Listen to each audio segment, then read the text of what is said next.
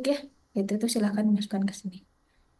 Oke, jadi riwayat kesehatan, riwayat kesehatan ya, bukan riwayat keperawatan. Riwayat kesehatan yang terdiri dari riwayat kesehatan apa keluhan utama, kesehatan sekarang, sama kesehatan masa lalu, sama riwayat kesehatan keluarga, itu teman-teman sudah biasa lah ya untuk melakukan. Saya hanya mereview kembali. Sebelum masuk ke Gordon, kalau ini kita fungsional Gordon ya, kita akan masuk ke keadaan umum pasien ya. Jadi terdiri dari keadaan umum apa kesadarannya, GCS, TTV. Ingat nyeri sekarang masuk ke TTV ya. Jadi teman-teman masukkan nyeri ada di sini. Silahkan boleh nanti di bagian fungsional Gordonnya boleh. Tapi teman-teman masukkan di sini juga gitu. Jadi di TTV ya tekanan darah, eh, nafas, nadi, suhu, nyeri.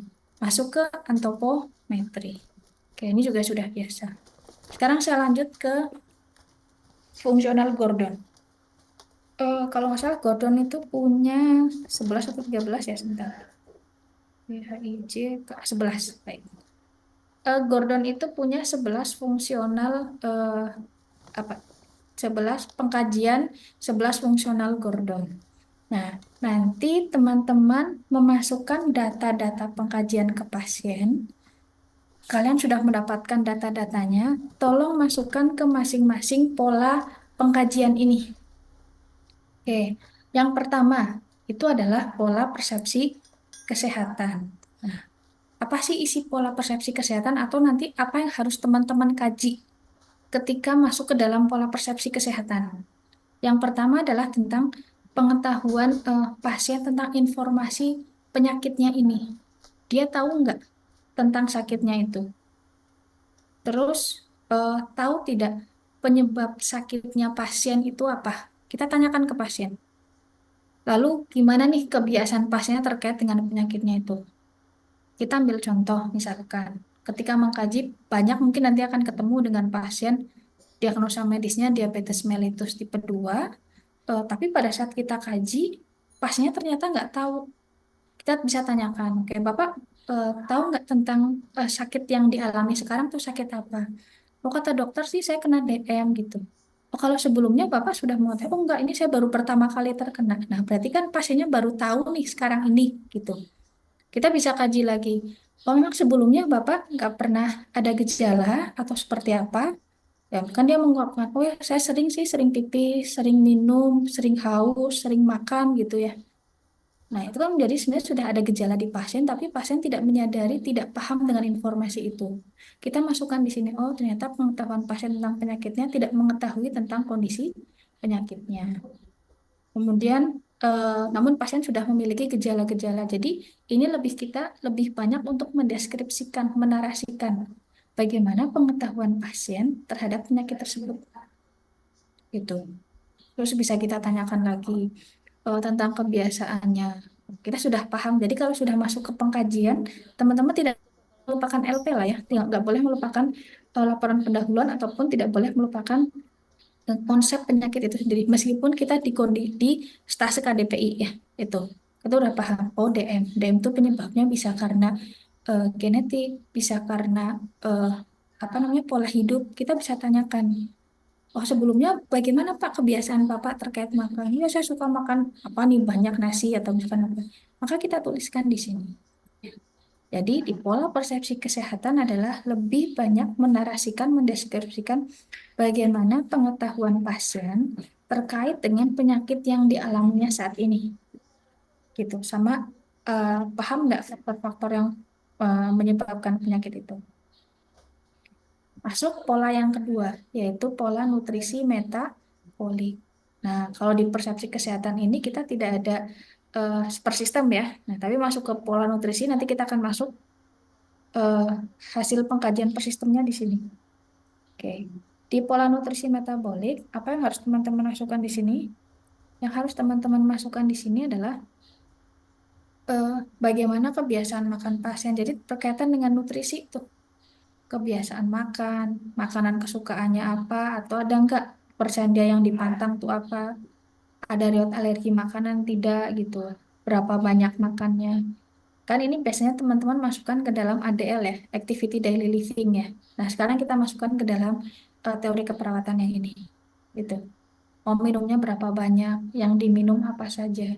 Jadi kalau nutrisi metabolik itu masuknya sudah tidak hanya makan, tapi cairan apa, minum cairan itu masuk juga di sini.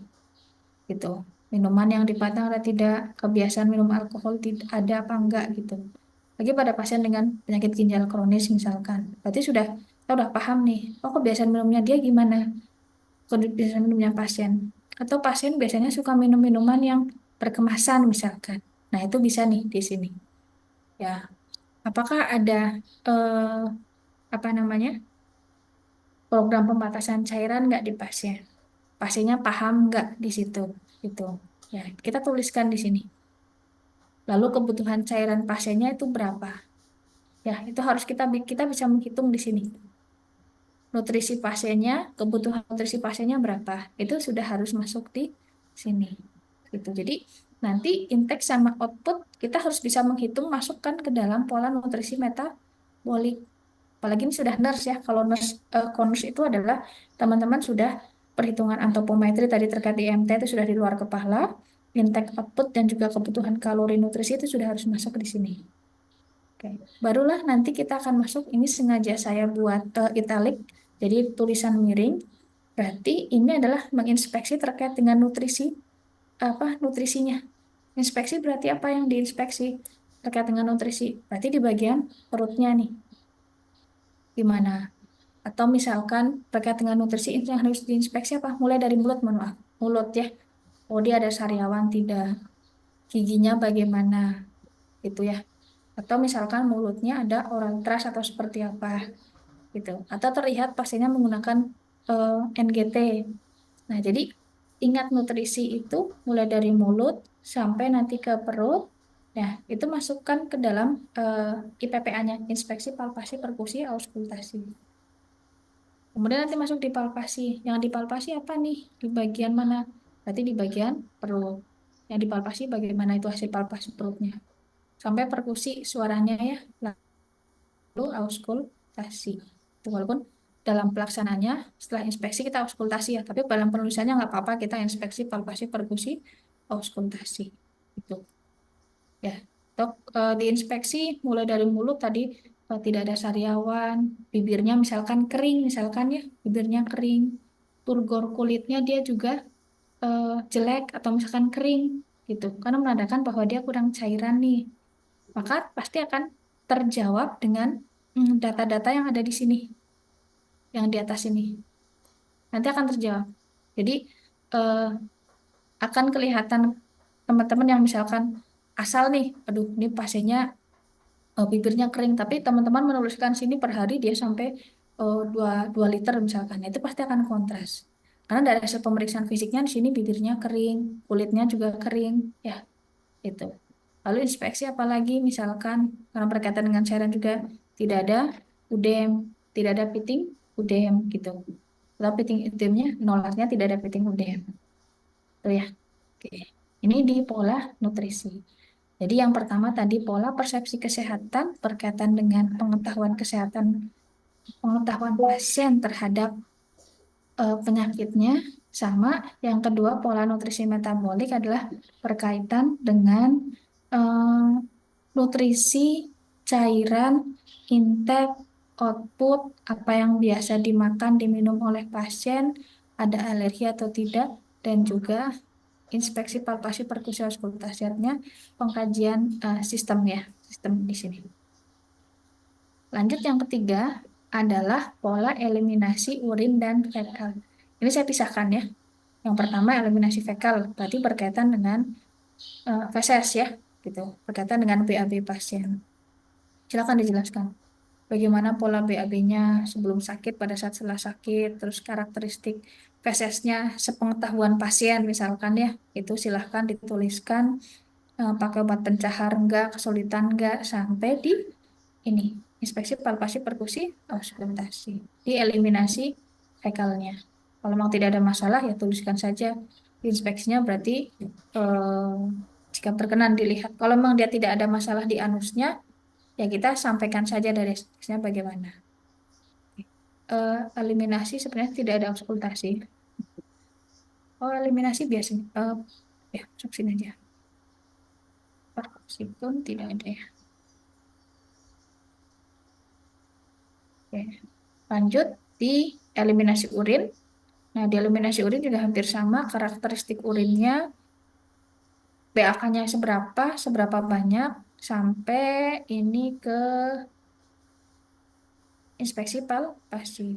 Berarti kalau eliminasi urin, apa yang dilakukan pemeriksaan sistemnya, berarti yang ada di fekal sama urin berarti ada di genitalia. Misalkan pada laki-laki, ya BPH, ya dilihat di situ atau posteo RP misalkan, terlihat bagaimana genitalnya setelah posteo RP. Atau dia menggunakan kateter, masih ada hematuria gitu, urinnya berapa cc, silahkan tuliskan di sini. Sama palpasi, berarti yang dipalpasi adalah di kandung kemih. Itu. Ya, lanjut ke pola aktivitas istirahat.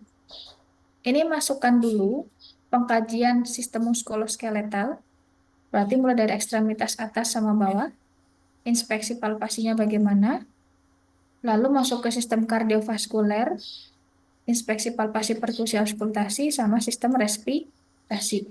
Ya, jadi karena tiga sistem ini berkaitan dengan aktivitas istirahat pasien, aktivitas pasien, mohon maaf. Ya makanya yang tadi sistem saya include-kan ke dalam pola kesehatan di sini. Oke, lanjut ini baru masuk ke eh, bagaimana aktivitas. Jadi ini lebih banyak ke narasi ya. Kalau yang inspeksi palpasi perkusi auskultasi itu kan lebih banyaknya adalah memang pemeriksaan fisiknya kita. Kita memegang pasien, kita menekan bagian tubuh pasien, kita mengetuk ataupun mendengarkan suara eh, apa yang ada di tubuh pasien gitu. Itu kan berarti pemeriksaan fisik.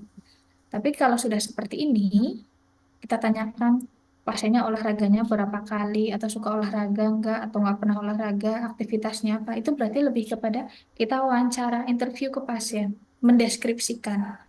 Oh, dari misalkan sudah pemeriksaan fisik dari nomor 1 sampai 3 ini, oh pasiennya ternyata tidak pernah olahraga, ya, atau aktivitasnya seringnya kalau habis makan kemudian tiduran atau nonton TV gitu. Tuliskan saja di sini. Jadi deskripsinya ke sini. Lanjut, yang kelima baru istirahat tidur ya.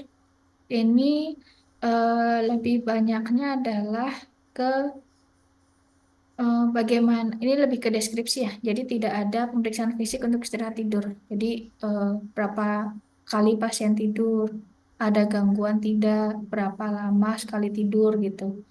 Terus eh, tadi berkaitan dengan istirahat juga ada waktu luang nggak untuk menuangkan hobinya gitu. Sampai tidurnya nih, pola tidurnya seperti apa, ada penggunaan obat tidur tidak, atau kebiasaan rutinitas sebelum tidur, maka tuliskan di sini. Masuk ke pola kognitif perseptual, itu lebih kepada kognitif perseptual itu ke pemeriksaan fisik saraf. Jadi nanti teman-teman memasukkan pemvis sarafnya nervus 1 sampai nervus 11 ya. Itu kita masukkan dalam pola kognitif perseptual. Ya, ya selain itu, selain di pemeriksaan fisik saraf, juga ada terkait dengan misalkan pasiennya ada gangguan penglihatan tidak. Mungkin misalkan, oh Pak Bu, pasien saya konjungtivitis gitu ya. Maka tuliskan sini. Oh, konjungtivanya warnanya merah, pasien merasa perih misalkan di matanya. Nah, kan ini masukkan gangguan penglihatan ya, penglihatan ganda dan lain-lain. Tuh, ada pusing, kesemutan, nah itu masuk ke dalam kognitif perseptual. Lalu masuk ke pola persepsi diri, ini lebih kepada bagaimana pasien itu mampu eh, tentang gambaran sikap terhadap dirinya. Itu bagaimana? Apakah dia misalkan ada masalah dengan gangguan citra tubuhnya, ya misalkan pasien dengan luka bakar, perempuan ya masih muda seperti itu, terus dia bekerja terkena luka bakar, dia mengatakan bahwa nanti dia malu nih kalau misalkan ada bekas luka bakarnya, itu berarti masuk ke yang tadi pola persepsi diri. Saya malu punya tubuh yang tadi kulitnya ternyata ada sisa bekas luka bakar. Itu masuk ke persepsi diri. Jadi ini lebih kepada bagaimana sikap atau pasien menggambarkan tentang dirinya terkait dengan tubuhnya gitu ya. Itu eh, masuk ke pola persepsi diri. Atau bagaimana pasien tadi berkaitan dengan citra tubuhnya juga ke kekuatan ataupun kelemahan yang dimiliki oleh pasien. Dan di sini ada sistem integumen, saya masukkan ke dalam pola persepsi diri. Karena berkaitan dengan tadi citra tubuh ya. Oke, salah satunya adalah di sistem integumen. Oke. Masuk adalah pola seksual dan reproduksi. Ini ada sistem genitalia. Silahkan boleh masukkan ke dalam di sini juga. Tadi untuk yang sudah memiliki pasangan ya, apakah ada kesulitan melakukan hubungan seksual, terus kemudian jumlah anaknya, penggunaan KB atau dia saat ini kalau peran masuknya di sini ya. Jadi ini lebih kepada tadi ke masalah hubungan seksual, penggunaan KB, lalu pemeriksaan fisik genitalianya ada diinspeksi sama palpasi. Masuk yang I adalah pola hubungan peran. Ini lebih kepada sosial ya, masalah dia berperan sebagai apa. Nah, misalkan pasien adalah seorang istri gitu misalkan, atau pasien adalah seorang ayah dan juga yang mencari nafkah, misalkan hanya dia saja gitu ya yang mencari nafkah, kondisinya dia sakit, itu pasti nanti akan divalidasi oleh apa namanya hasil pengkajian yang lainnya. Misalkan di sini peran diri dia seorang ayah, seorang suami, satu-satunya yang menjadi tulang punggung, pasti akan ada masalah di sininya. Pola persepsi dirinya, kemudian dari eh, coping toleransi stres itu pasti ada kaitannya. Jadi masing-masing dari pola ini pasti akan berkaitan dengan pola-pola yang lainnya. Gitu. Kembali yang peran. Jadi pola hubungan peran adalah peran dia sebagai apa di satu keluarga itu, sebagai anakkah, suami, istri, atau apa, itu sampaikan di sini. Lalu hubungan dengan keluarga bagaimana? Baik atau eh, ketika teman-teman sudah bisa BHSP ya, bina hubungan saling percaya, pasti pasien biasanya akan mengungkapkan semuanya ya. Misalkan dia ada masalah keluarga atau masalah apa, biasanya akan terlihat di sini. Atau pasiennya punya teman dekat nggak, kemudian ikut kegiatan masyarakat atau tidak, atau pasiennya saat ini bekerja sebagai apa, sesuai kemampuan tidak gitu. Jadi intinya ini adalah lebih bagaimana peran pasien dan juga hubungan pasien terhadap kondisi sosialnya, psikososialnya ya, baik di keluarga, di pekerjaannya, di hubungan sosial dengan tetangganya, nah itu masukkan. Ternyata teman-teman biasanya mahasiswa menuliskan selama pasien dirawat banyak keluarga ataupun tetangga yang mengunjungi. Oh, berarti udah kelihatan nih. Sebenarnya pasiennya ini kemungkinan dia sosialnya bagus. Soalnya banyak yang eh, berkunjung nih pada saat dia sakit. Maka tuliskan di sini. Tuh ya. Lanjut, pola coping toleransi stres, yaitu lebih kepada menggambarkan eh, saat ini kondisi pasiennya apakah kondisinya dia emosinya baik, labil, atau dia di kondisi yang stres, tidak menerima gitu ya. Nah, maka dan juga disampaikan kita boleh menanyakannya seperti ini. Bapak, apakah dengan sakit ini menurut Bapak kondisinya bagaimana gitu? Oh, saya menerima kok gitu. Oke, berarti Bapak tidak masalah ya Pak yang dengan sakit ini kayak oh, enggak, atau misalkan kalau misalkan Bapak punya masalah di keluarga ataupun di pekerjaan atau yang lainnya, itu bagaimana Bapak mengatasinya gitu. Kita untuk melihat ke coping apa yang digunakan oleh pasien untuk mengatasi masalah tersebut. Oh, biasanya saya cerita ke pasangan saya atau misalkan saya biasanya cerita ke orang tua saya. Oh, berarti kita tuliskan sini pasien ketika menghadapi masalah akan menceritakan masalahnya kepada teman, keluarga, pasangan ini untuk melihat ke coping. Atau oh biasanya saya kalau ada masalah mas saya makan gitu. Maka tuliskan di sini. Balik lagi, semuanya ini pasti akan tervalidasi oleh pola yang lainnya. Lanjut, yang terakhir adalah pola nilai kepercayaan. Ini saya masukkan juga tentang pengkajian spiritualnya ada di sini. Ya, nilai kepercayaan berarti lebih kepada bagaimana tentang kepercayaan yang dianut pasien, agama ataupun ya agama yang dianut oleh pasien sama eh, nilai-nilai terkait dengan budaya, lalu eh, apa makna sakit untuk pasien itu ada di sini. Jadi di nilai kepercayaan ini nanti berisi dengan eh, ajaran agama pasien atau kepercayaan yang dianut oleh pasien ya. Kemudian eh, ada gangguan nggak menjalankan ibadah ini ya. Lalu eh, bagaimana hubungan antara manusia dan Tuhan di agama kalian itu seperti apa gitu. Terus mungkin, saya merasa kalau Tuhan itu nggak adil, kenapa saya harus sakit seperti, maka tuliskan di sini gitu. Ya, jadi nggak apa-apa menarasikan dengan bahasa kita. Tuh. Lalu boleh kita tanyakan, sekarang pasien pakai jilbab, kita boleh menanyakan apakah menggunakan jilbab terus-menerus gitu. Ini sudah saya berikan pilihannya. Bersuci selama sakit bagaimana, sholatnya seperti apa, lalu kemampuan sholatnya bagaimana, ya kendala sampai ke makna sakit itu tadi ya, sampai ke penerimaan saat ini kondisi pasiennya bagaimana, menerima atau tidak. Sama tadi persepsi pasien terhadap konsep ketuhanan dan makna hidup. Jadi di pola kesehatan fungsional Gordon ini ada 11 pola dan tadi per sistem sudah saya masukkan ke dalam insertkan ke dalam masing-masing polanya. Jadi teman-teman tidak usah menuliskan lagi sistem di bawahnya, pengkajian per sistem, sistem kardiovaskuler, sistem apa-apa itu tidak usah, tapi sudah sesuaikan dengan yang ada di pola ini. Pola fungsional Gordon ini adalah yang dipakai di secara global, perawat secara global, yaitu menggunakan nanda ya, itu nanda kan dia menggunakan pola fungsional Gordon. Kemudian diadop oleh PPNI kita di Indonesia, yaitu di SDKI, meskipun tidak secara murni menggunakan Gordon, tapi dari SDKI itu juga mengadop dari nanda juga. Gitu. Jadi sebenarnya untuk keperawatan itu, untuk pengambilan diagnosa, pengkajian kita bisa arahkan ke pola fungsional Gordon. Maka di sini di KDP ini saya ingin bukan mencoba ya, saya ingin menerapkan teori keperawatan, teori Gordon ke dalam pengkajian keperawatan kita gitu, biar teman-teman tidak hanya lagi per sistem gitu. Kalau per sistem teman-teman saya kira sudah paham, tapi kita coba inputkan ke dalam pola fungsional ini. Oke. Ini juga untuk mengarahkan kita ke diagnosa nanti ya gitu. Jadi, oh pasien saya punya masalah nih di pola persepsi kesehatan. Kalau teman-teman bisa lihat di SDKI, itu ada berkaitan dengan persepsi. Gitu juga dengan nutrisi. Jadi, ini mudah mengarahkan kita kalau mengambil diagnosa keperawatan.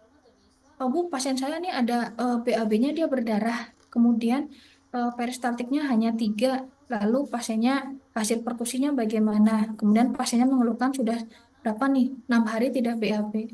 Oh berarti ada masalah nih di eliminasi. Maka kita akan mudah nanti mencari di SDKI-nya yang pada saat awal tuh di halaman yang 6 kalau nggak salah. Oh berarti ini masuknya ke dalam fisiologis nanti ke mana nih? Oh eliminasi akan mudah di situnya. Ya gitu. Jadi sebenarnya pola fungsional Gordon ini memudahkan kita nanti untuk pengambilan diagnosa keperawatan. Oke. Ini tadi tentang pola pengkajian awalnya. Eh, Berikutnya masuk ke pemeriksaan penunjang. Biasalah ya, pemeriksaan penunjang mulai dari radiologi, kalau ada EKG, kemudian EMG, USG, CT scan, dan lain-lain silakan masukkan. Dan ini nilai laboratorium, laboratorium ya, laboratorium mohon dibuat tabel juga dan tanggal, karena pertama untuk laboratorium yang sering berbeda kan laboratorium darah ataupun terkait dengan urin ya, itu silahkan diberikan tanggal sehingga nanti kita akan tahu bagaimana progres dari pasien setiap harinya gitu. Ini terapi yang diberikan berarti obat ya, atau kalau ada gizi misalkan pasiennya diet rendah lemak atau tinggi apa gitu, silahkan masukkan ke dalam terapi yang kedua ini boleh. Ini analisa data, sudah biasa juga data DODS yang ada di sini. Etiologinya menggunakan patofisiologi ringkas. Masalahnya silakan cari di SDK. Lalu prioritaskan masalah dari semuanya yang sudah dapat di analisa data, kita prioritaskan masuk ke rencana keperawatan. Ini saya sudah inilah ya, teman-teman sudah paham. Diagnosa tujuan, rencana tindakan, rasional sampai ke implementasi dan evaluasinya nanti silahkan di sini. Hari ketiga berarti ya, swabnya boleh di sini. Itu.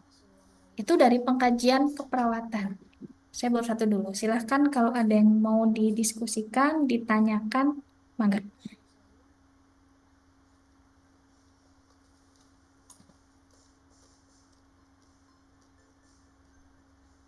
Silahkan teman-teman. Ada yang didiskusikan, ditanyakan.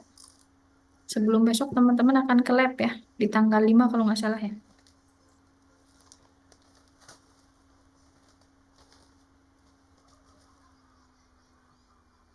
Ibu izin bertanya, Bu. Ya, silakan.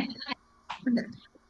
Ibu untuk nanti ujian prestasi di lab di tanggal 5, 6, 7 itu hanya praktek aja ya? Apakah ada dokumentasi atau tidak? Atau hanya pure praktek aja sesuai dengan yang ada di modulnya? Oh, Bukan di oh, modul, di daftar tiliknya. Makasih, oh Ibu. ya. Ya, baik.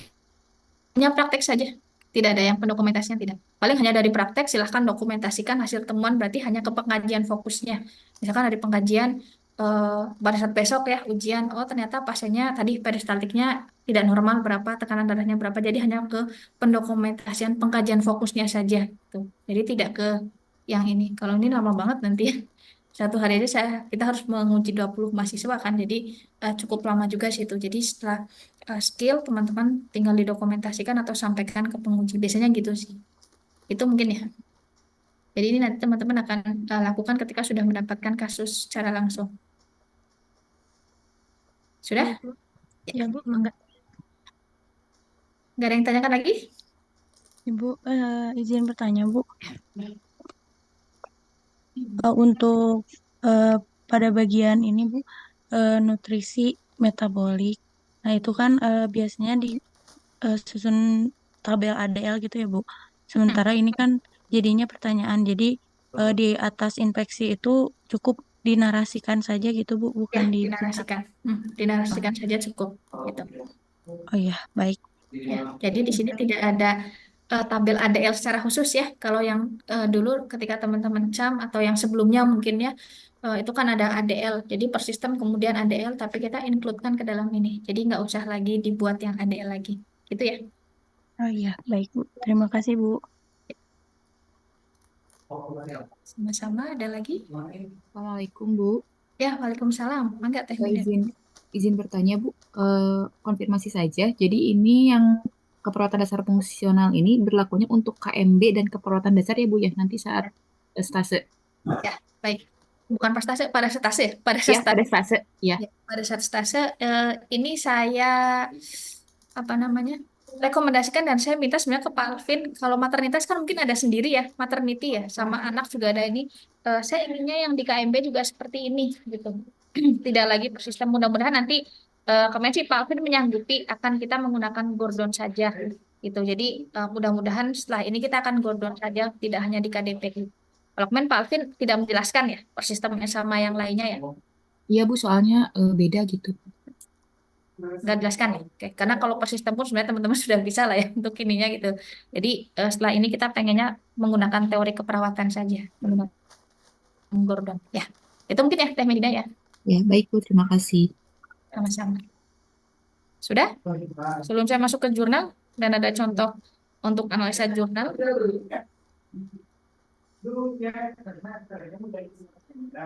Sebentar ya, saya tutup pintu dulu.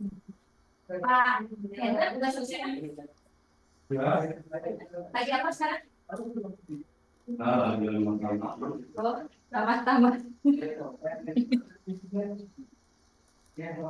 Baik, kalau sudah mungkin saya berlanjut ke materi yang lain ya.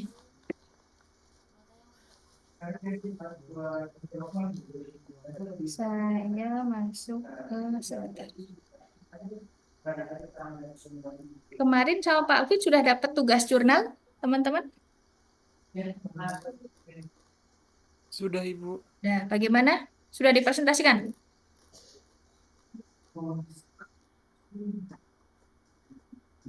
Dan hasilnya gimana dari presentasi?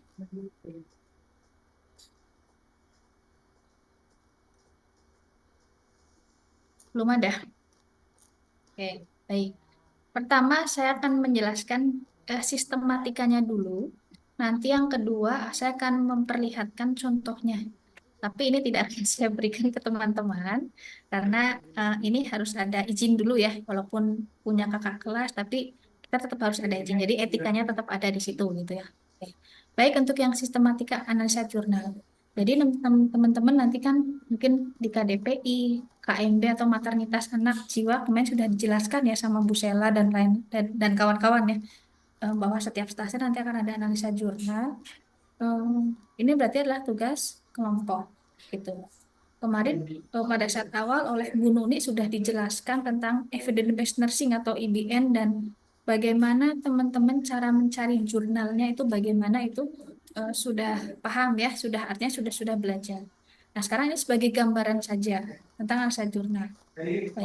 Untuk sistematikanya adalah kurang lebih ini juga nanti menjadi apa ya? Ketika teman-teman KIA kan di semester 1 kemungkinan nanti teman-teman ada yang mendapatkan KIA di semester 1 rezekinya ya, ada yang mendapatkan rezekinya di semester 2. Mau dimanapun semesternya sama saja. Yang semester 1, semester 2-nya lagi istirahat dulu. Nah, yang dapat di semester 2 berarti yang semester 1 mereka sudah libur, udah enak ya gitu. Jadi sudah ujian KIA.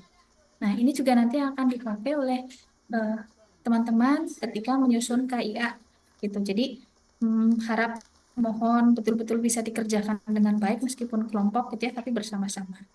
Nah, di sistematikanya analisa jurnal ini adalah kemudian saya sampaikan teman-teman mencari artikel ataupun jurnal yang itu akan bisa digunakan untuk pada pasiennya gitu ya, bisa mudah-mudahan bisa digunakan ke pasiennya. Oke, mulai dari yang pertama judul. Jadi judulnya itu lebih kepada intervensi apa nih pada kasus apa di ruang apa, nanti saya ada contohnya. Jadi contohnya misalkan eh, pijat refleksi kaki pada pasien hipertensi di ruang Darussalam, misalkan rumah sakit Al Islam gitu. Jadi dibuatnya seperti itu. Kemudian seperti biasa kata pengantar, abstrak, bab 1 lebih kepada baru bikin skripsi kan ya, berapa bulan yang lalu ya, jadi masih anget-anget ya. Jadi pendahuluan itu sudah paham lah ya, teman-teman sudah mahir di situ. Bab 2-nya, nanti bab 2-nya lebih menjelaskan ke metode penelusuran jurnalnya. Gitu. Bagaimana awalnya teman-teman mulai dari studi desain yang dipilihnya, pikonya, kriteria inklusi sama eksklusinya, itu adalah masuk ke bab 2. Atau kalian mencari teman-teman misalnya di mana nih? Oh di PubMed, Bu, EBSCO, PropQuest, dan lain-lain gitu. Itu tuliskan di situ. Dan juga di sini ada tabel VIA ya. Baru di bab 3-nya nanti adalah hasil dan pembahasan. Jadi di bab 3 ini lebih kepada dari banyaknya jurnal tersebut, mana yang teman-teman pilih prosedurnya itu yang mana gitu.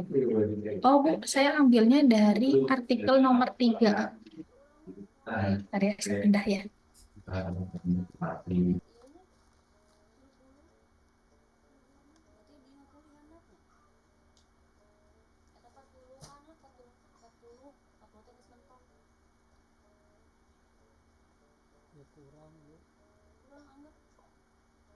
Bagian dalamnya 75, di luar 75.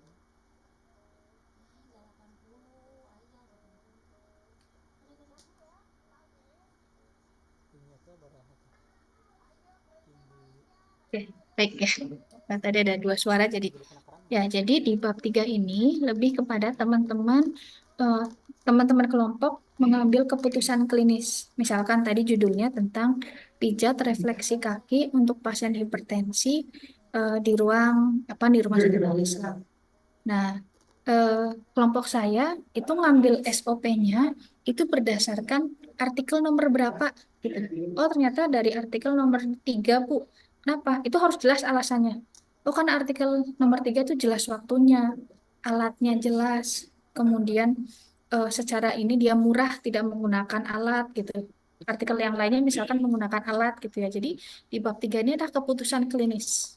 Dari mana kita bisa melihat keputusan klinis? Dari tabel VIA. Bu Nuni juga sudah menjelaskan ya tentang tabel VIA. Nanti saya ada contohnya dan kurang lebih adalah dari via ini. Itu. Baru nanti simpulan dan besar. Ini hanya contoh judul saja ya. Kemudian terapi pijat refleksi kaki pada penderita hipertensi misalkan. Jadi nanti teman-teman silahkan menuliskan atau membuat judulnya kira-kira seperti ini. Tidak harus pemberian apa gitu, enggak. Tapi misalkan boleh intervensi senam muka gitu ya. Untuk apa gitu. Pada pasien dengan stroke itu bisa. Ya, jadi nggak harus, oh harus pemberian ya. Enggak sih gitu, nggak harus. Tapi yang jelas harus ada intervensinya pada pasien apa, di ruang mana, rumah sakit mana. Betul, sudah. Ini kira-kira saja saya menjelaskan tentang pendahuluan ya. Karena tadi kita berbicara tentang pijat refleksi kaki, kemudian hipertensi di rumah sakit tadi ya. Berarti mengingatkan kembali saja. Di latar belakang berarti berisi tentang, oh hipertensi itu apa sih gitu, atau bagaimana sampai prevalensinya, prevalensi secara global, nasional, regional, sampai rumah sakitnya teman-teman. Jadi kalau bisa pada saat presentasi jurnal, itu teman-teman juga mencari berapa banyak sih penyakit tersebut di ruangannya teman-teman gitu. Nggak harus yang, bu berarti harus ke diklat dong gitu. Kalau bisa sih, tapi kalau nggak kita bisa melihat buku apa Pra tuh punya buku rekam medis yang kayak buku operan kali ya. Kita bisa melihat, oh sekitar nggak harus lama-lama, sekitar 1 bulan ini berapa banyak orang yang mengalami hipertensi di ruangan saya. Oh dari di rumah sakit Al Islam tuh di ruang Darussalam ternyata yang terkena hipertensi itu ada 1 bulan ada 100 gitu. Jadi saya hitung manual gitu. Nah itu lebih baik gitu. Jadi jangan hanya ke regional saja. Tapi kalau sudah masuk rumah sakit, maka masukkan prevalensi yang di rumah sakit itu. Walaupun hanya 1 bulan terakhir. Masuk ke bahayanya, lalu penanganan secara umumnya bagaimana, baru nanti penanganan di rumah sakit tersebut sampai ke intervensi yang kita tawarkan. Oh, hipertensi itu biasanya obat nuruninnya dia pakai akupresur gitu, atau penggunaan obat dan lain-lain. Kemudian selama ini di rumah sakit itu tidak menggunakan apapun gitu, atau hanya murotal gitu, atau misalkan hanya menggunakan obat saja. Jadi sampaikan juga di poin 5 nih, bagaimana penanganan di rumah sakit tersebut. Sampai nomor 6 adalah intervensi yang saya tawarkan apa. Oh, pijat refleksi ini menurut artikelnya macam-macam gitu, itu dapat menurunkan tekanan darah yang tanpa alat, mudah, dan sebagainya. Gitu. Ya, baru rumusan masalah, tujuan, dan manfaatnya. Jadi ini hanya mengingatkan kembali ketika teman-teman kemarin buat ini ya, apa namanya, skripsinya. Oke. Sekarang metode di bab 2. Bab 2 itu adalah metode penelitian. Ya. Metode penelitian itu terdiri dari strategi pencarian literatur sama kriteria inklusi eksklusi dan seleksi studi dan juga penilaian kualitas. Nah, strategi pencarian literaturnya itu nanti dijelaskan menggunakan desain apa. Lalu database pencarian teman-teman tuh ada di mana aja. Sama kata kuncinya itu apa? Menggunakan MES ya, jangan lupa ya. Medical Subject Heading silahkan digunakan di situ. Lalu kriteria inklusi sama eksklusinya apa? Dari PIKO-nya sampai seleksi studi menggunakan VIA. Nah, ini saya berikan contohnya.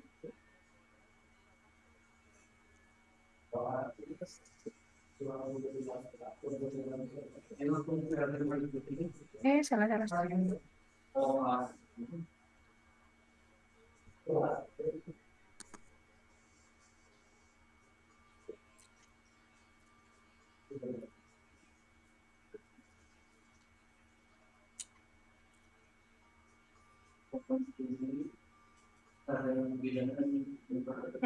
Ini contoh saja punya kakak angkatan ya, atau kakak kelas.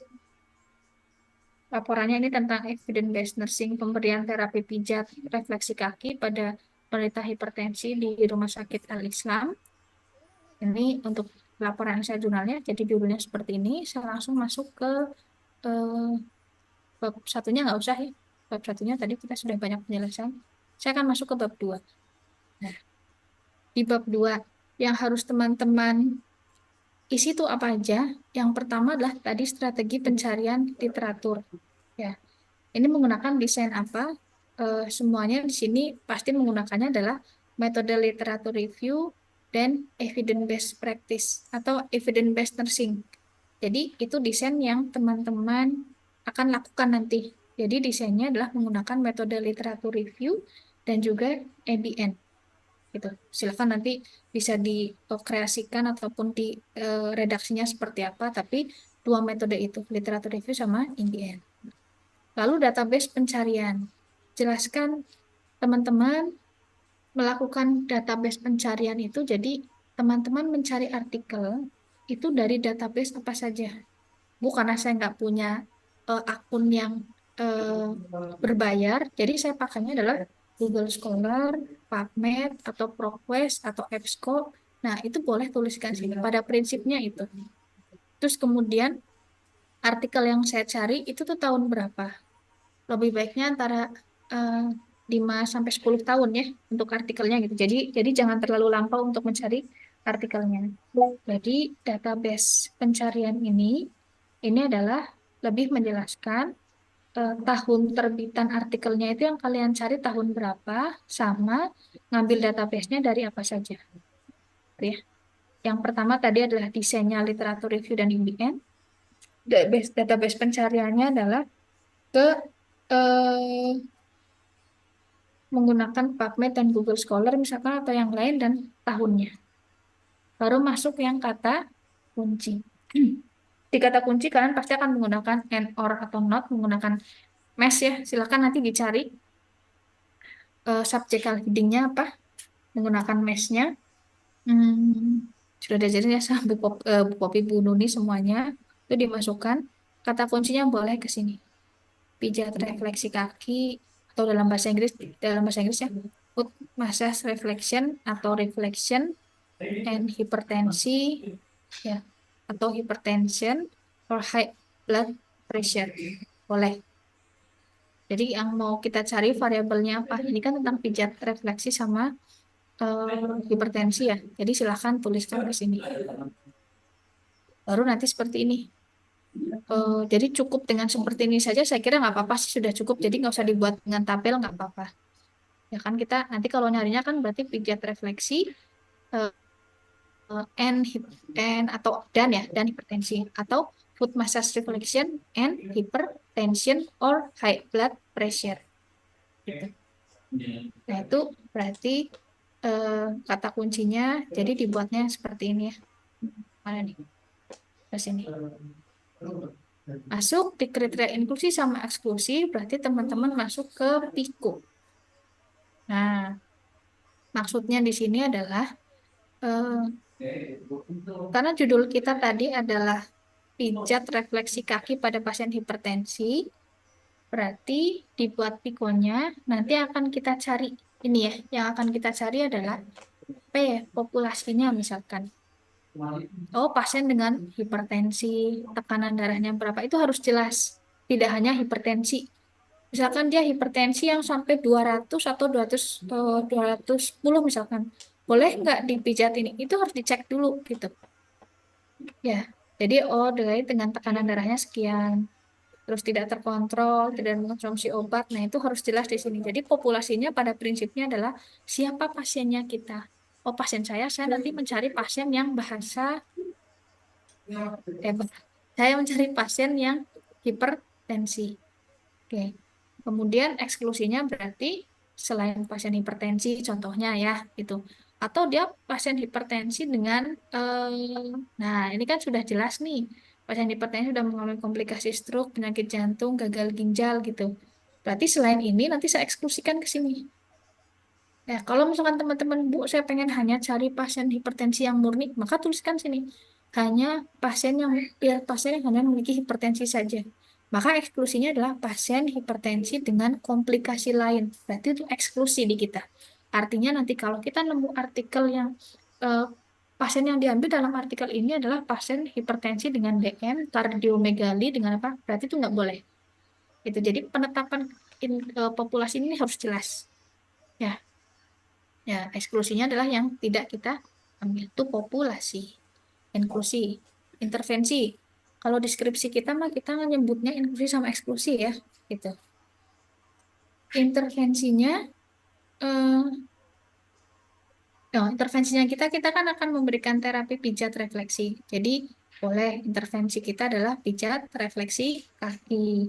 Atau Bu, saya pengen ada kombinasi, silahkan dengan kombinasi anti hipertensi. Berarti eksklusinya adalah selain pijat refleksi kaki. Komparasinya tidak usah ada, tidak apa-apa. Outcome-nya berarti ke tekanan darah. Bu, ternyata ada artikel tadi pijat refleksi kaki pada pasien hipertensi untuk menurunkan selain tekanan darah nih, berarti nggak saya ambil di situ. Ya, tapi yang jelas kalau artikel tersebut ada untuk pengukuran tekanan darahnya, peredaran pulsnya, berarti akan kita ambil ini. Berarti eksklusinya adalah selain tekanan darah. Tadi desainnya apa? Kalau untuk karena kita ke arah SOP, jadi lebih baik ke kuasi eksperimen, jangan literatur review ya. Selain kuasi eksperimen adalah ke RCT, gitu ya. Ini boleh jelaskan. Berarti ini kualitatif. Ini boleh, case study boleh. Kuasi eksperimen RCT sama case study atau meta-analisis.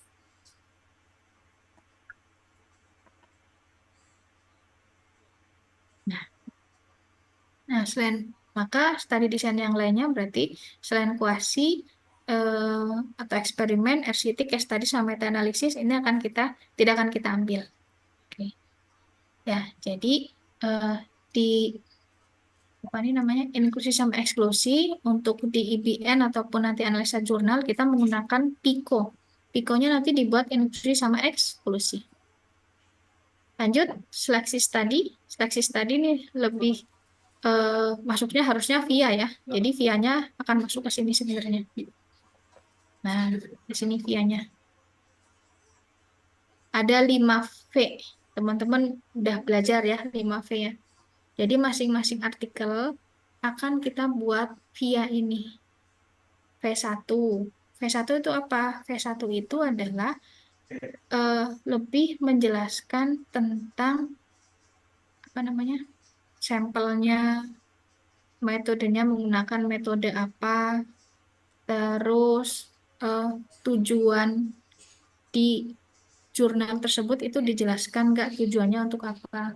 Oh, di artikelnya yang punya siapa nih? Muhammad Van Dizal ini, dia jelas nih tujuannya itu untuk tadi melihat ke bagaimana pengaruh pijat kakinya terhadap tekanan darah. Tuh, jadi di V1 ini adalah dijelaskan ke sampel, metodenya, kemudian lebih ke eksekusinya ya. Lalu ke usianya, kemudian dijelaskan itu yang dapat terapi obat atau tidak, eksklusinya apa. V2, kalau V2 itu lebih menggambarkan ke eh, populasinya. Ini populasi atau sampelnya ini pada apa. Kemudian menggunakan metode apa tadi? One group pre-post test, lalu yang diukur apanya, kemudian di sini juga menjelaskan tentang SPO yang dijelaskan di artikel tersebut. Itu V2. Nah, kemudian V3 lebih kepada apakah di artikel tersebut menjelaskan tentang variabel confounding tidak dijelaskan. Misalkan eh, variabel confounding itu adalah variabel-variabel yang tidak bisa dikendalikan oleh kita. Contohnya usia nggak bisa dikendalikan ya gitu. Usia tidak bisa dikendalikan. Genetik tuh nggak bisa dikendalikan. Dijelaskan nggak di sana.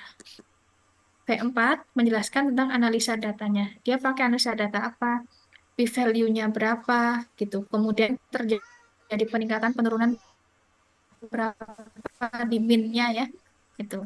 Baru V5 adalah menjelaskan tentang eh, ke pembahasannya, ke pembahasannya. Bagaimana ini bisa menurunkan apa namanya tekanan darahnya. Itu di VIA ya. V-nya, sorry, I-nya adalah importansi. Apakah penting nggak menurut teman-teman si artikel ini Importansinya atau kepentingannya dia penting nggak? Oh penting nih pijat ini. Di jurnal ini menjelaskan bahwa penting pijat ini dilakukan.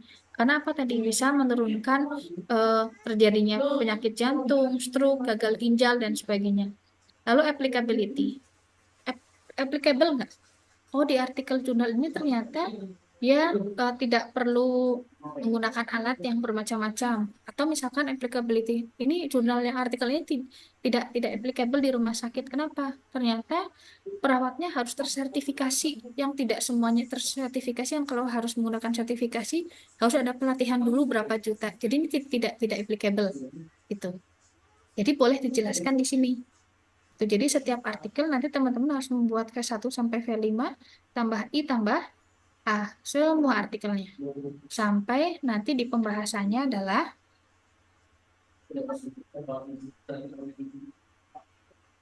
jadi panjang ya. Dibuat matriks jurnalnya, temuan jurnalnya, mohon maaf, artikel 1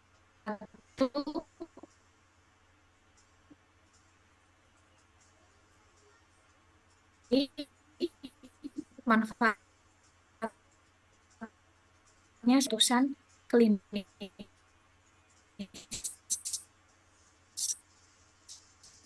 Di sini di artikel nomor berapa kita buatkan SOP-nya dari definisi, tujuan. Jadi kalau SOP ini silakan nanti menggunakan logo Unisa ya.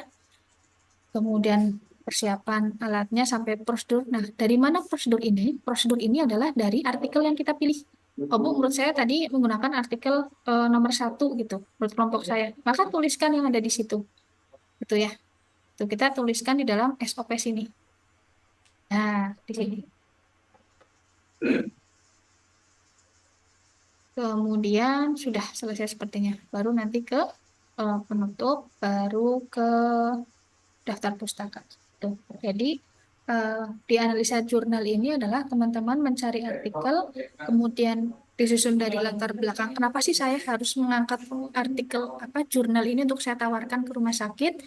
Berarti kan di latar belakang. Oh ternyata rumah sakit selama ini penanganannya masih seputar ke farmakologinya saja, ke yang lainnya belum gitu. Terus yang kedua, berarti metodenya tadi mulai dari studi desainnya, kemudian pencarian artikelnya ada di mana, kemudian sampai ke apa tadi namanya pikonnya, inklusi sama eksklusi. Kalau sudah nemu beberapa artikel sesuai dengan studi desain kita yang tadi sama inklusinya juga, kita buat via tadi. Via itu adalah untuk menilai kualitas artikel yang kita lihat, yang kita dapatkan, apakah berkualitas atau tidak gitu. Via. Mungkin Bu Nuni sebelumnya sudah menjabarkan tentang Amstar, GBI. Sebenarnya lebih lebih terukur akuratnya adalah dengan seperti itu. Kalau ini adalah lebih kepada banyak deskripsi ataupun narasi gitu. Tapi setidaknya ini juga kita bisa menilai, oh kekurangan artikel sini adalah dia nggak ada inklusi sama eksklusinya. Artikel yang kedua dia lengkap prosedurnya tapi tidak menggambarkan alat-alat. Oh misalkan prosedurnya nggak lengkap ya.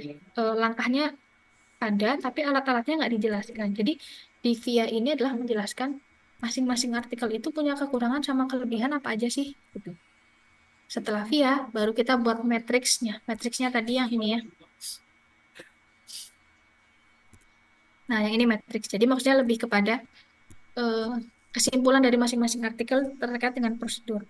Artikel 1, judulnya apa, prosedurnya bagaimana, frekuensinya bagaimana, berapa lama, lalu manfaatnya seperti apa. Barulah terakhir kita ngambil keputusan klinis.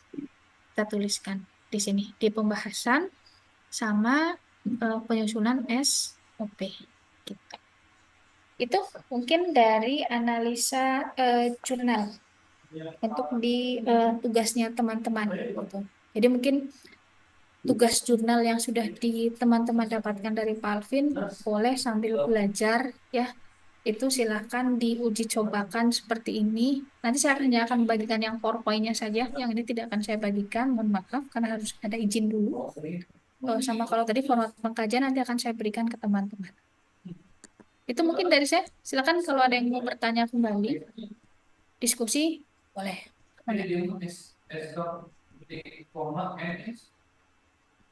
Assalamualaikum, Ibu izin bertanya.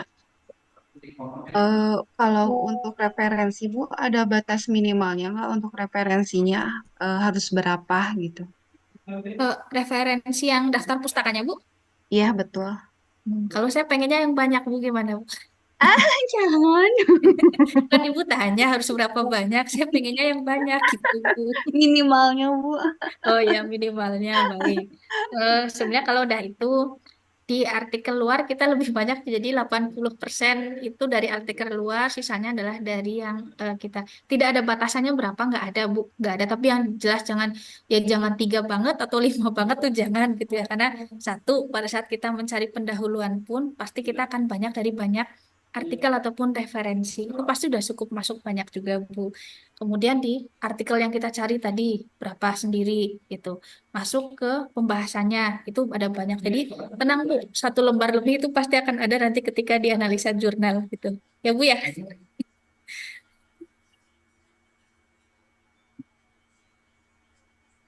Oke, yang lainnya silahkan. Ada lagi? Nah, nanti apa namanya? Kalau sudah analisa jurnal, kan nanti akan banyak rumah sakit nih, banyak kelompok. Boleh itu digunakan untuk KIA-nya teman-teman. Jadi nggak harus, Bu kemarin saya dapat nih pada saat presentasi jurnal, karena pasien saya untuk KIA, saya dapat pasien TB, ternyata di kelompok lain ada artikel tentang pernafasan slow deep breathing atau misalkan apa. Saya pakai itu boleh? Boleh. Jadi artikel ini tenang saja bisa digunakan teman-teman untuk KIA. Yang penting asal pasiennya sesuai ya. Jadi jangan ini pijat refleksi buat hipertensi, saya pakai buat TB yang nggak ada hubungannya dengan itu nggak bisa gitu. Jadi ini ada keuntungannya nanti buat teman-teman. Jadi boleh kita saling nanti berbagi dengan kelompok lain. Oke, baik. Ini ada yang kalau format SOP bisa, Bu. Format SOP akan saya bagikan. Kalau yang format artikel yang tadi analisa jurnalnya tidak. Yang lainnya silahkan.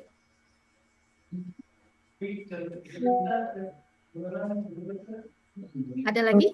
Bu, maaf mau konfirmasi yang buat KIA. Jadi KIA itu kan kita bikin perbandingan antara dua asuhan pasien sama EBN-nya gitu ya Bu ya?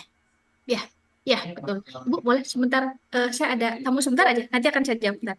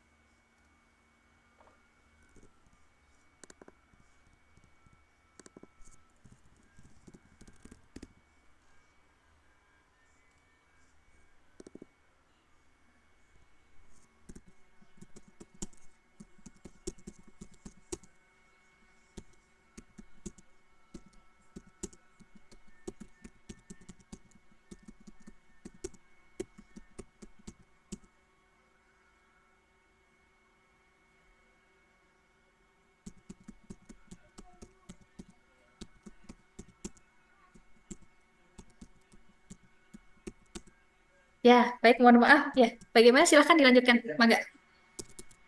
Yang KIA? Jadi Bu yang KIA itu kan kita bikin asuhan dua pasien untuk menerapkan EBN gitu bukan ya Bu? Ya, betul, IBN. Jadi ada 2 pasien, pasiennya yang sama, artinya kalau satu hipertensi, berarti satunya hipertensi, satunya TB, TB. Dengan apa namanya, dengan intervensi yang sama gitu. Intervensinya tadi misalkan slow deep breathing untuk pasien TB, kita akan melihat kesaturasinya misalkan, maka sama-sama itu. Nah, pada saat teman-teman misalkan, kan KIA-nya teman-teman dia tergantung yang dapatnya di maternitas atau di apa namanya KMB atau di anak atau di jiwa gitu ya, yang pas dapat di semester 1 itu. Pokoknya begitu dapat pembimbing langsung menghubungi ke pembimbingnya. Misalkan nih, Teh Medina sama saya. Langsung aja begitu sudah tahu, oh pembimbing saya Bu Anggi nih, langsung ke saya. Kemudian karena kita harus berkejar-kejaran dengan waktu gitu. Saya nggak tahu misalkan Teh Medina dapatnya di KMB. Sekarang lagi di anak dulu, KMB nanti di bulan November itu masih aman. Tapi kalau yang pas banget sekarang dapat harus di KMB di bulan September Oktober dan baru tahu pembimbingnya sekarang, itu juga harus cepat-cepat karena biar nanti kita waktunya tuh janjian dengan pembimbing. Jadi pada saat pemilihan artikel itu harus dengan pembimbing. Maksudnya, Bu, pasien saya TB. Kemarin saya udah coba nyari ada beberapa intervensi satu 2 3. Menurut Ibu gimana? Yang mana? Tapi tidak hanya ke pembimbing menurut Ibu yang mana, tapi kita sudah Bu, kalau saya lihat sih artikel yang satu tentang ini kondisinya gini-gini. Nah, itu jadi teman-teman sudah dapat di situnya. Jangan pada saat hari terakhir banget di KMB teman-teman baru menghubungi pembimbing. Karena tadi intervensinya kan harus terlihat ya, harus jadi pasien satu. Karena belum tentu teman-teman menemukan pasien sama-sama TB di minggu pertama tuh belum tentu. Bisa aja, Bu, saya baru dapat pasien TB di minggu pertama. Oke, berarti nanti pasien TB selanjutnya di ruangan selanjutnya ya, gitu. Itu bisa. Gitu. Jadi harus ini. Bu, pasien satu, saya pakai slow deep breathing, saturasinya gini-gini tiap hari. Nanti pasien dua harus sama seperti itu. Gitu. Gitu ya, Teh ya. Ya, nanti ada masanya, tenang. Oke, ya. Baik, Bu. Terima kasih. Yang lainnya? Sudah? Udah banyak tugas dari Pak Alvin kali ya. Jadi udah ada bayangan artikel jurnalnya gimana ya. Dan nanti kembali kalau misalkan di KDPI berarti minggu pertama teman-teman sudah harus konsul jurnal juga untuk di pasiennya itu.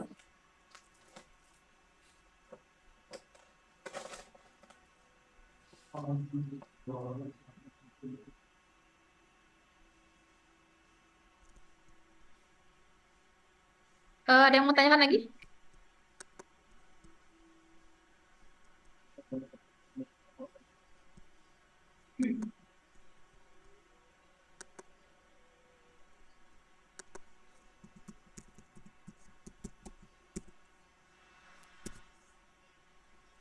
Sudah cukup? Kalau sudah dirasa cukup, mungkin saya cukupkan. Nanti akan saya berikan ini melalui Ridwan ya. Eh, melalui WA tadi yang kajian, kemudian SOP-nya dan juga PowerPoint-nya untuk teman-teman bisa dipelajari. Itu saja mungkin dari saya. Terima kasih. Mohon maaf kalau ada kata-kata yang kurang berkenan. Saya cukupkan. Nah, Assalamualaikum warahmatullahi wabarakatuh. Waalaikumsalam warahmatullahi Waalaikumsalam. wabarakatuh. Terima kasih banyak Ibu. Terima kasih, Ibu. Terima kasih.